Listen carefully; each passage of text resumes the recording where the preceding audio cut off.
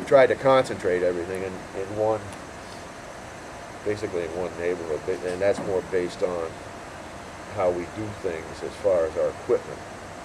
We have a particular machine called the New Holland stack wagon that we pick up bales with, and you have to be fairly close to your point of storage in order to make that work efficiently, I guess is the best way to do it. Because we can, by having that machine, we eliminated 2 people out of the crew and doubled our production per day. Okay, you know, we used to think baling 1,000 or 1,200 bales a day was a good day, and in our scenario at this point, 1,000 bales a day is a walk in the park.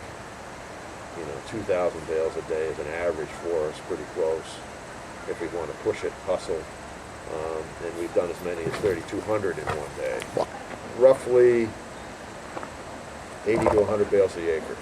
Okay. So we try to do 20 acres a day is our goal, so that we can do most. You know, with the advent of the grain now, we have about 50 acres of grain, or maybe a little more, and the balance is in hay, so that we can get through our hay crop in a week or 10 days. You know, you take this year where we had 10 or 11 days all in a row, we finished first, boom, done. Not making hayfields anymore, so basically you're going where somebody long ago has put the work into creating some sort of field, and now at this point they're established as hayfields. They still require maintenance though. Yeah. Still rock picking by hand. Rock picking. Well, the other thing we're combating all the time is trying to keep the woods pushed back on the edge of the fields. You know, because we figure we lose about a foot a year if you don't keep pushing it back.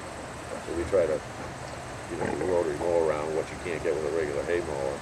Yeah. And go back. We have a boom mower that we try to push the brush and stuff back. And then once in a while we go in with a backhoe and rip stuff out and a chainsaw and push it back some more. So yeah, you bet. It's a constant to try to keep it open. When we take on a big project at this point, we want a minimum of 10-year lease. Okay? And then what we try to do is renegotiate them at like year 7 or 8. So that if you're going to get thrown out, you at least get some time to get some of your inputs back. We do soil testing all the time. Just basically, you know, it's not like the days when fertilizer was $150 a ton. Yeah. You know, it's $400 or $500 a ton. Our fertilizer bill every year is somewhere between $12,000 and $15,000 a year. So you use it judiciously, I guess might be the best way to put it. You don't want to spread too much, but you also want to have enough to support your crop. I guess the biggest change is the fact that we've lost so many farms, and it wasn't a problem to work 300 acres 30 years ago, 35 years ago. Now, you know, the land is not there anymore. You take all the land next to the hospital, that's all houses now. And that was the Leides.